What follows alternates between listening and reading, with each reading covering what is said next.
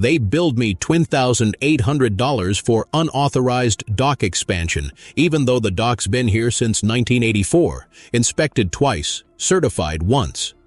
That's the morning I realized this wasn't about rules, it was about control. 3 weeks later, they'd regret the math. Welcome to my channel. I'm Jason Clark, civil engineer out of Pine County, Oregon, where lakes freeze over faster than bureaucrats admit mistakes. If you're new here, I fight bad HOAs with paperwork sharper than their fines. Subscribe if you care about fairness, and tell me, where are you watching from tonight? I bought this lakefront cabin 9 years ago, after my wife died in a commuter crash off I-5. Her father built this place by hand in '84, using lumber he milled himself. It was supposed to be our legacy for our daughter Emma. She was 7 then. The property sat just outside the Ridgepoint HOA boundary for decades, until the board quietly redrew a watershed influence zone map in 2021. One morning, a letter arrived with a plastic tag stapled to the gate, "Welcome to the community," followed by a line about new assessments for shoreline improvements. I laughed, thought it was an error. By the second notice, laughter turned to a lump in my throat. They'd fined me $20,800 for the dock, and $150 per day until corrective removal. I called the HOA office. A woman named Dana, the president, said, "You're lucky we're not billing you retroactively. We could, you know. These waters are shared." Her tone was syrup over sandpaper. I asked her to cite the statute or plat number giving them control. She said, "We don't need to argue this over the phone, Mr. Clark." The board voted. Click. I stood at the lake's edge, watching the reflection of my late wife's wind chimes sway against the gray water, and felt the kind of anger that doesn't shout, it calculates. My neighbor, Frank, a retired surveyor with hands like driftwood, he wandered over. "They tried it on me last year," he said, claimed my retaining wall was in violation. Turns out their own survey markers were off by 14 feet. He chuckled without mirth. "You want your proof? Start with the county GIS. That night I opened the property tax database, zoomed in on parcel 17N22B. The digital line stopped 2 feet before my driveway. HOA territory ended there. My parcel, the lakefront, was independent, recorded free of any covenant. The map alone wasn't enough, but it was a start. I saved screenshots, printed copies with timestamps. The next morning, I drove to the HOA office, a beige building attached to a realtor suite. Dana met me in the lobby wearing coral lipstick in confidence. "Mr. Clark, this is a private office," she said. I held up the paper. "Your map doesn't include my parcel." She smiled like a cat with feathers in her teeth. "We have updated jurisdictional overlays. You'll see them in our newsletter." "Overlays don't override deeds," I replied. That earned a chuckle from the treasurer, who sat nearby with a coffee mug labeled HOA Hero. "Deeds are cute, but we represent 147 households," he said. "You're 1 vote short of irrelevant." I left before saying something that would haunt me. On my dashboard, I wrote in pen, "Find chain of title, find assessor certificate, find county overlay authorization." It was the kind of list my late wife would have underlined twice. Over the next few days, letters multiplied. A notice of violation. A request for immediate compliance. Then, absurdly, a community courtesy check from a uniformed officer hired by the HOA's contracted security firm. He stood at my gate snapping photos of the mailbox. I filmed from inside the fence, time-stamped. Oregon's a one-party consent state. His verbal acknowledgement went on record. That night, I uploaded the video to my hard drive and named it evidence1.mp4. Frank came over again carrying 2 thermoses of coffee. "You ever wonder how they fund all this?" he asked. "Late fees. They treat homeowners like ATM machines." He was right. The HOA's budget, which I found buried on their website, showed $184,000 annual revenue, $47,000 from enforcement penalties, nearly a quarter of their income. Knowledge. Nugget number 1. Under Oregon's Planned Community Act, ORS 94.630, HOAs can't impose fines unless the governing documents explicitly authorize them and the owner had notice and opportunity to be heard. My name wasn't even on their roster. That detail lit a fuse.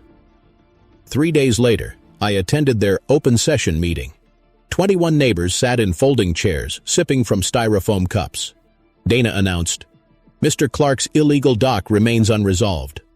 I raised my hand. "You lack jurisdiction over Parcel 17 and 22B. The county never approved your overlay." She smirked. "Our council reviewed it." "Then your council missed the 1984 covenant exclusion recorded at Book 712, page 94. I held up a copy, certified. The room murmured.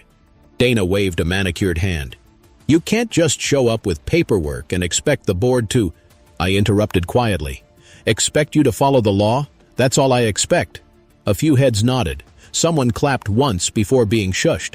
Dana adjourned abruptly. As people filed out, she leaned in. "You think you're clever, but we'll see whose lawyer is faster." I smiled. Speed won't help when the map's on my side. That night, the fear I'd been holding cracked. My daughter, now 15, peeked into my office. "Dad, are they really going to take the dock?" she asked. I lied and said no. She pointed to the wind chime. "Mom wouldn't let them." She was right. I emailed a land use attorney, Rachel Kemp, who replied within an hour. "Bring every document, every photo, and the notices. Don't touch that dock." The next morning, I packed a binder so heavy the rings bent. Outside, frost glazed the railings, sunlight barely cutting through pine. My phone buzzed. A new notice. Final warning, dock removal or $150 day escalation. The timer had begun. I zipped my coat and whispered to the lake. "All right, let's see who reads the fine print first." Rachel's office sat above a feed store, the kind of place that smelled like hay and toner. She was mid-30s, sharp eyes, ink-stained cuff.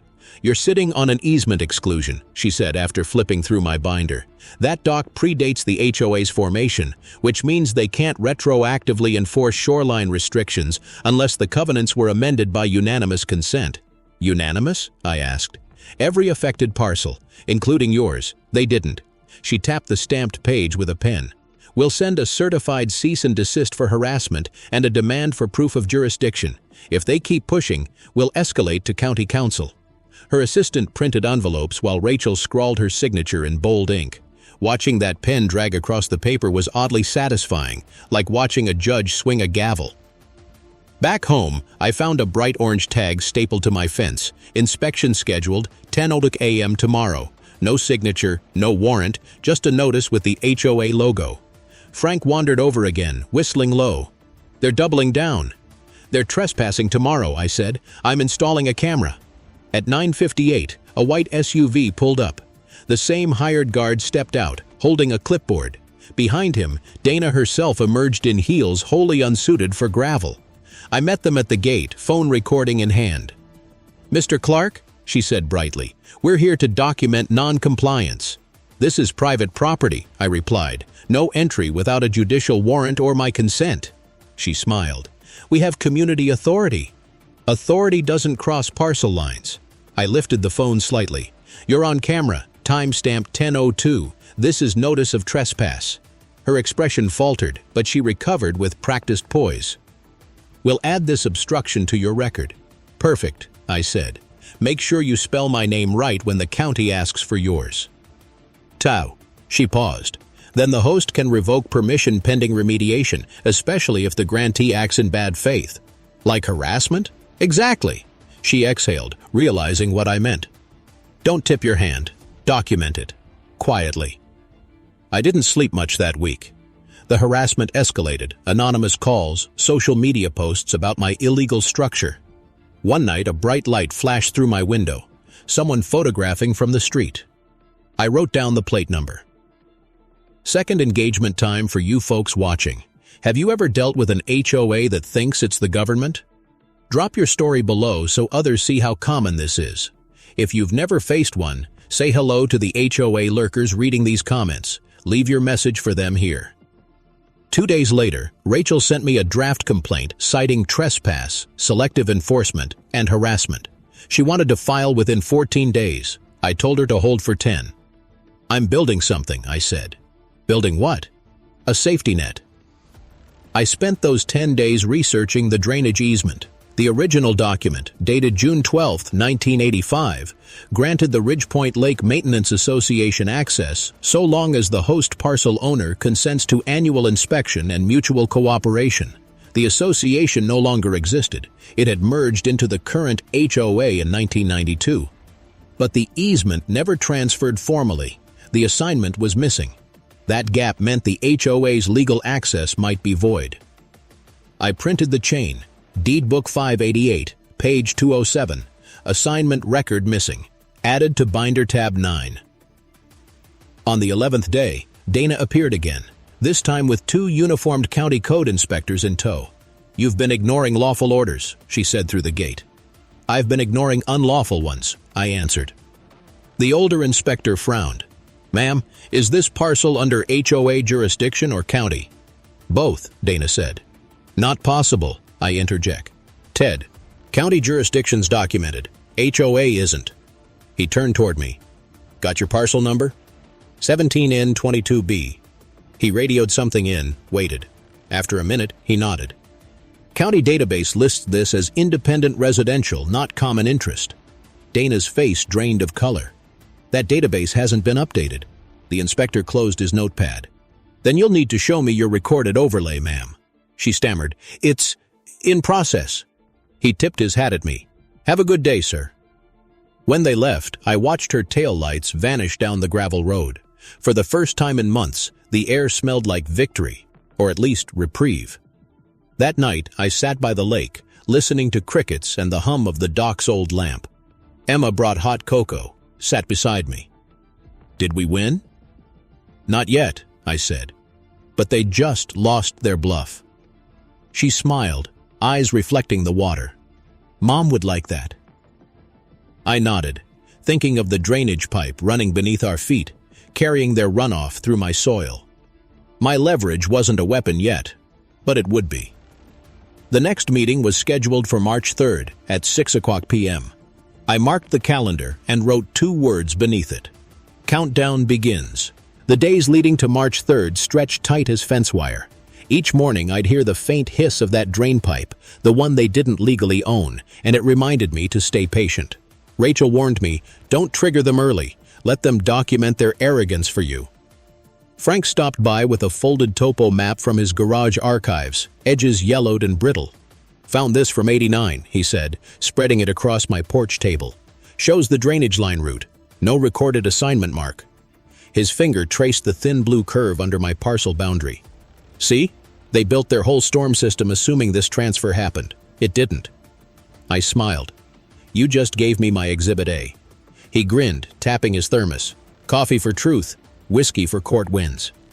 That night I scanned everything, map, deed pages, inspection videos, and labeled each file by date. My desktop looked like a forensic mural. Each item was another nail in the coffin of their manufactured authority. At the next HOA newsletter drop, they doubled down with propaganda. "Our mission to protect the community's beauty continues despite a few dissenters," it read. Dana's signature below, complete with clip art lake waves. They announced an emergency board vote to authorize further legal action against non-compliant members. I wasn't a member, but that didn't stop them. Knowledge nugget number 1 already covered fines, so here's another. Knowledge nugget number 2.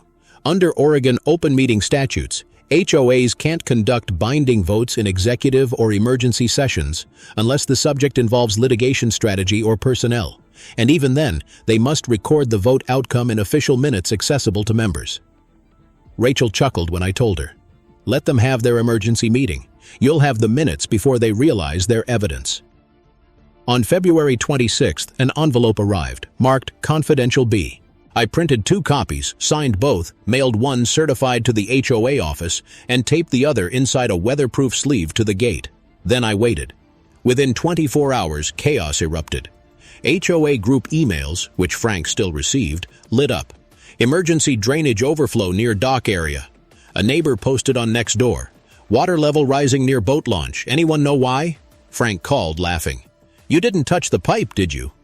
"No," I said. "I just reminded them who owns it." By March 1st, Dana's tone had changed. A formal letter, this time from their attorney, requested immediate reinstatement of access to prevent property damage. I forwarded it to Rachel, who said, "This is your secret leverage, Jason. Do not respond yet. Wait until the meeting." 3 days to go. Debate time for those watching. When an HOA restricts lake access or blocks amenities to punish dissent, is that community management or abuse of power? Drop your thoughts below. Should homeowners ever tolerate selective punishment, or at least like the video if you'd fight back too? The night before the meeting, I couldn't sleep. Emma had fallen asleep on the couch, a history book open on her chest. I adjusted the blanket, watching her breathe, thinking how all this madness was supposed to preserve property values. What value could justify terrorizing a teenager over a wooden dock? I opened my laptop, pulled up the drainage maps again, and highlighted every foot of the pipe route. 142 linear feet across my soil, terminating at the HOA-maintained outlet. They couldn't legally service it without stepping onto my land. When dawn came, fog rolled over the lake like slow smoke.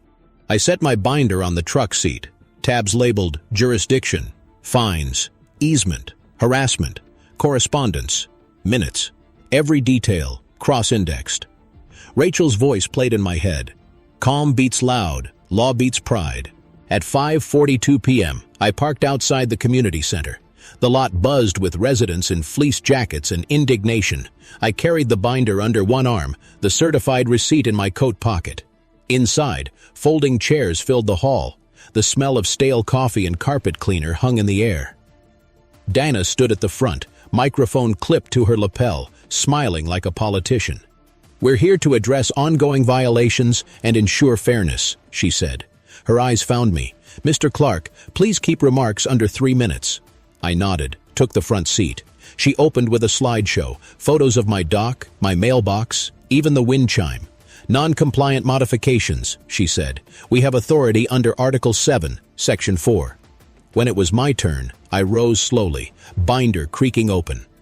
"Article 7, Section 4 applies to members," I said, "and according to your own roster dated January 10th, I'm not one." A murmur rippled through the crowd. Dana's jaw flexed. I placed a paper on the table.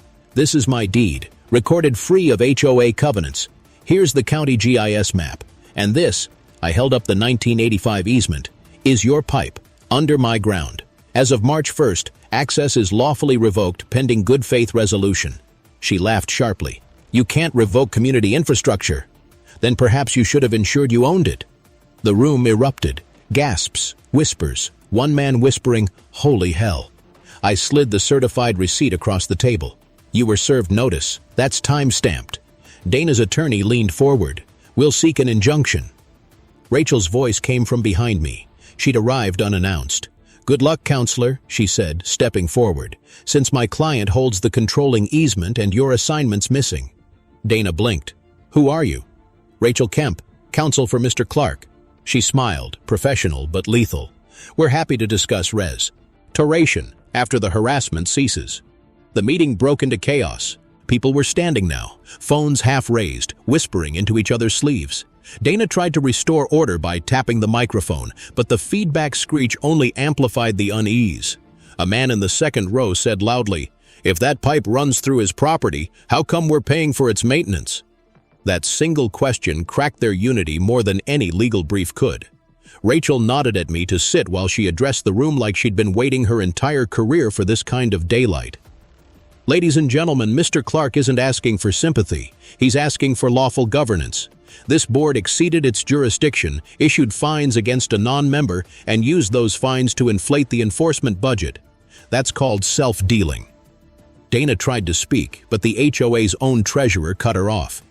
"She told us the overlay was recorded," he said, turning red. "It wasn't," Rachel replied, sliding a certified copy of the county plat across the table.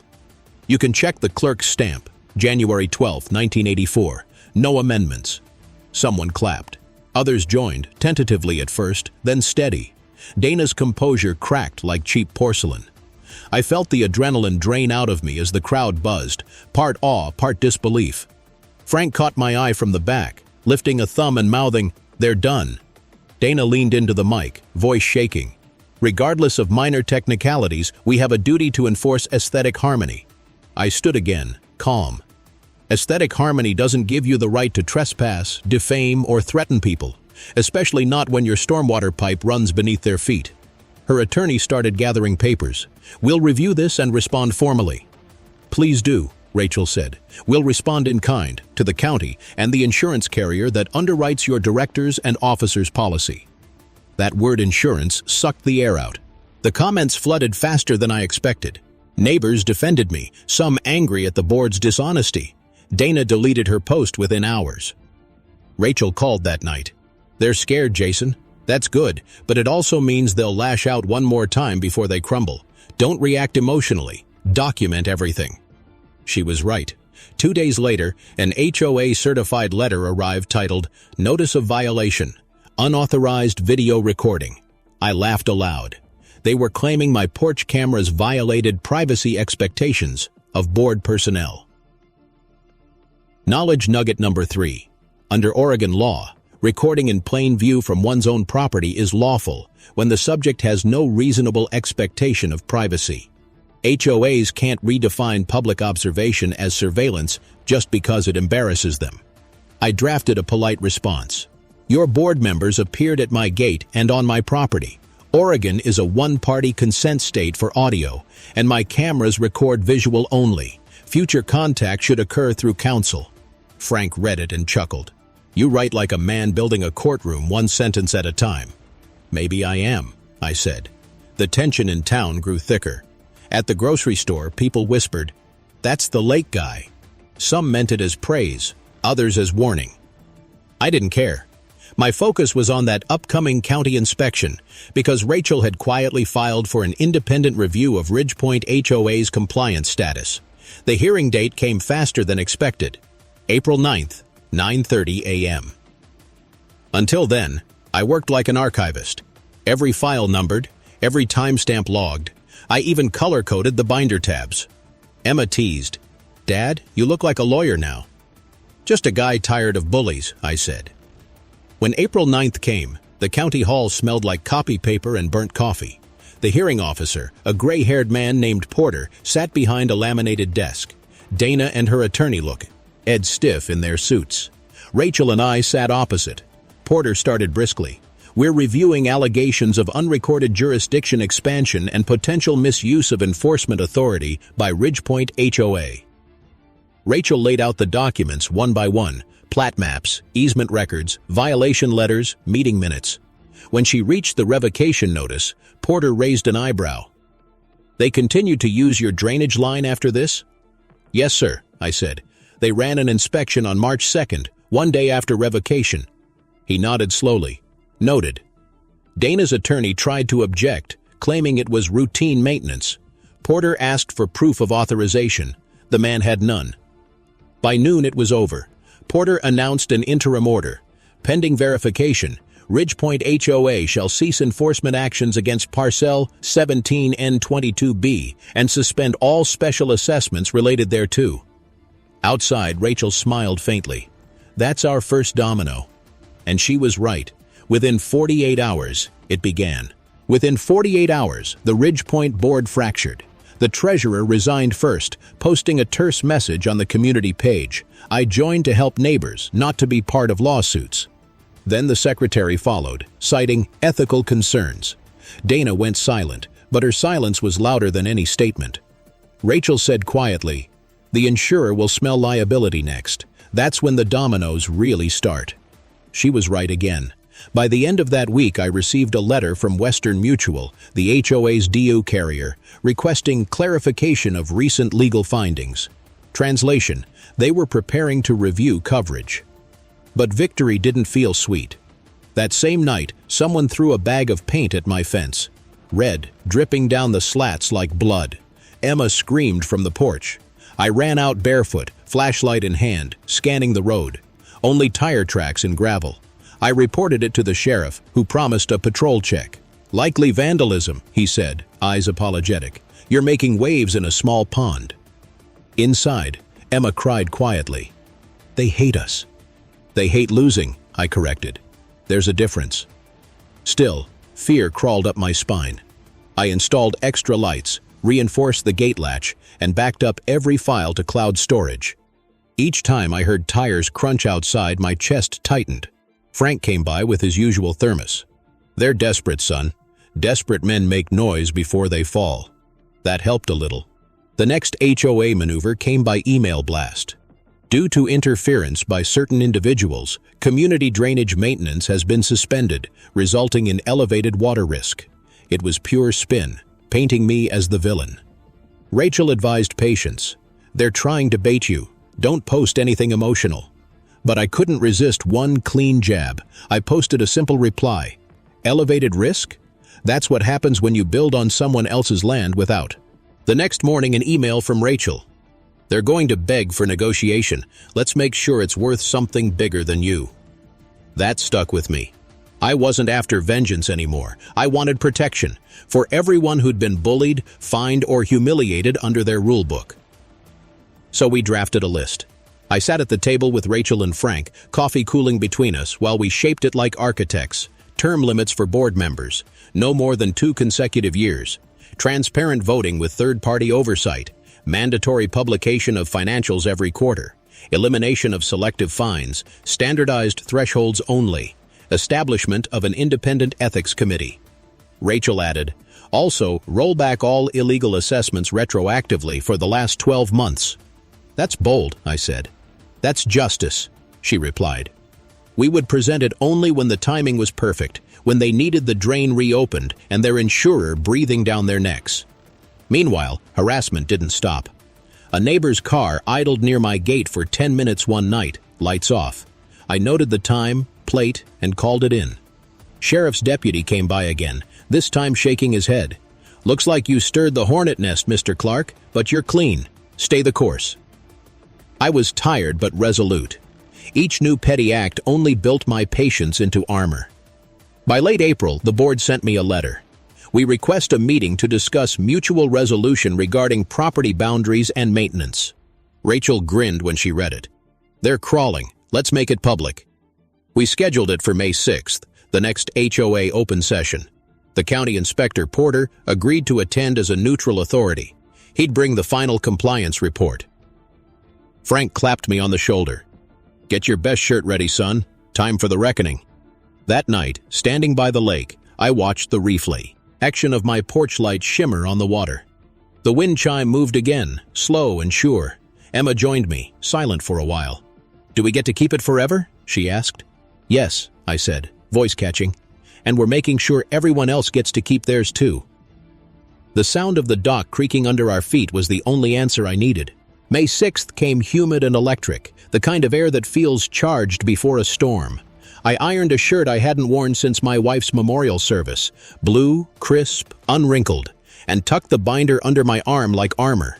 Frank followed me in his pickup, thermos in the cup holder as always. The Ridgepoint Community Center overflowed before the meeting even began.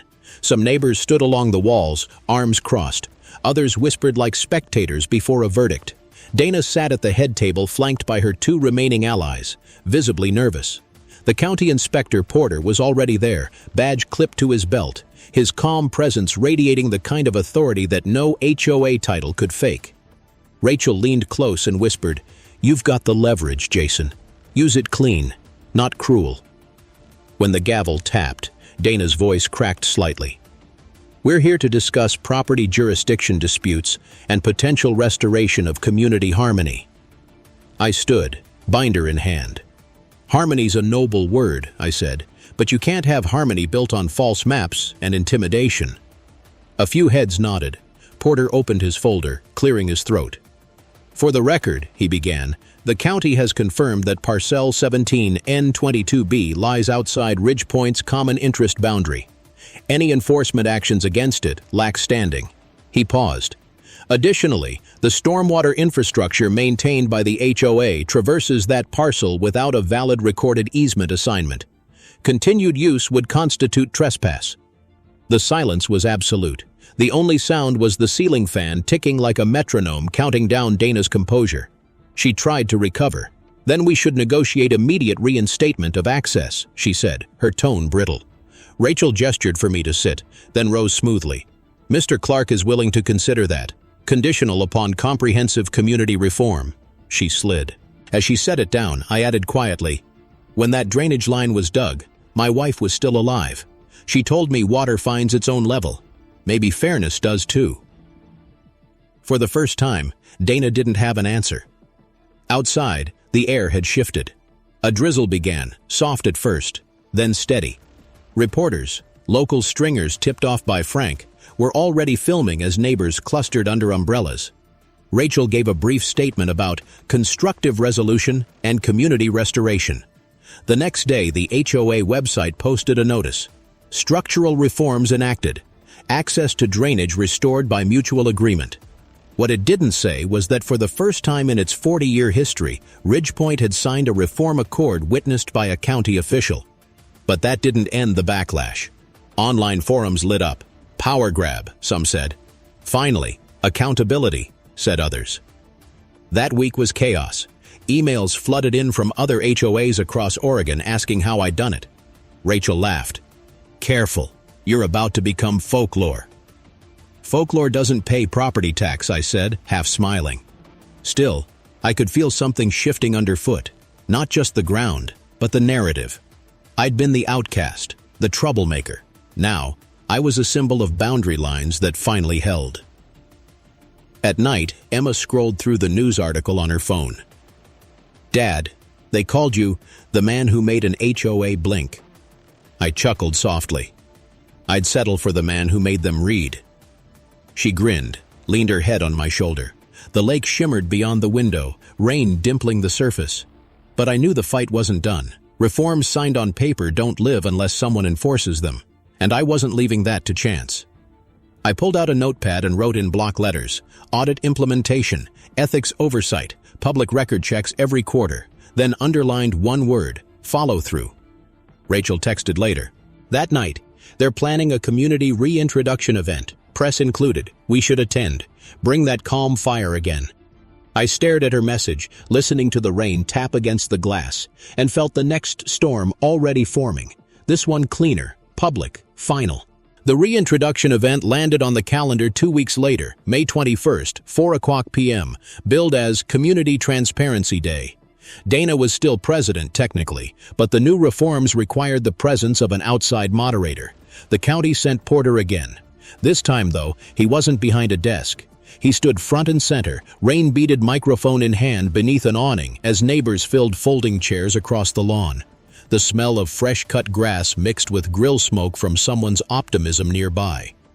I arrived with Rachel and Frank. We set the binder, now twice as thick, on the podium like an unspoken reminder that facts had teeth. The stage banner read, "Rebuilding Together." It was almost funny, if not for the ghosts of the last few months still hovering between us. Dana approached, her red jacket darker than usual, eyes tired. She extended a cautious hand. "For what it's worth, Mr. Clark, I'm sorry for how far it went." I shook it. "You had a system that rewarded aggression. We all did." She nodded once, then stepped back. Porter tapped the mic. "We're here today to confirm that the Ridgepoint HOA reforms were filed and accepted. Going forward, all meetings are public record, all financials quarterly, and any board service capped at 2 consecutive years." The crowd applauded. Somewhere behind me, someone whistled low, the kind of sound that says, maybe, just maybe, the neighborhood can start breathing again. Rachel leaned over and whispered, "Time to give them a reason this mattered." I stepped to the microphone. When this started, I was just trying to protect a dock my wife's father built. I thought this fight was about property, but it turned out to be about trust. Trust that rules serve people, not the other way around. I paused, letting the quiet settle. If we want Ridgepoint to be more than paperwork, we've got to remember fairness isn't a... She was right again. But before the reform deal sealed, one final tremor hit. Late that week, I found a new letter in my mailbox. Anonymous, no return address. "You think you saved this place? Wait till the next board forgets." I folded it once, twice, then dropped it into the fireplace. The paper curled, edges blackening, then crumbled into ash among older drafts of notices and fines. Watching it burn felt like punctuation. Frank stopped by the next day with an envelope of his own. Inside was an old photograph of my dock from 1986, stamped and dated by the county archive. "Thought you'd want the proof framed instead of buried," he said. I smiled. "Proof belongs where people can see it." He nodded. "So does hope." We sat by the water, the reflection of porch lights rippling across the lake. Emma joined us, legs tucked under a blanket, whispering, "It's so quiet now." "Quiet's good," I said. "Quiet means the rules finally fit the people." The air smelled of wet cedar and new beginnings. Yet I knew this story needed one last act, a formal deal to ensure this peace wouldn't depend on who held the gavel next year. Rachel called as the moon rose. "They've agreed to meet with the county next week to formalize the reform charter," she said. "That's where you trade your leverage for legacy." Legacy. The word hung in the air like the echo of my wife's laughter from long ago. "Then let's finish it right," I said. The following Tuesday, May 28th, the county's small hearing room felt almost ceremonial. No podiums, no microphones this time, just a single oak table, 3 chairs per side, and that faint hum of fluorescent lights that always seems to buzz louder during truth. Rachel sat beside me. Porter presided at the center as neutral authority.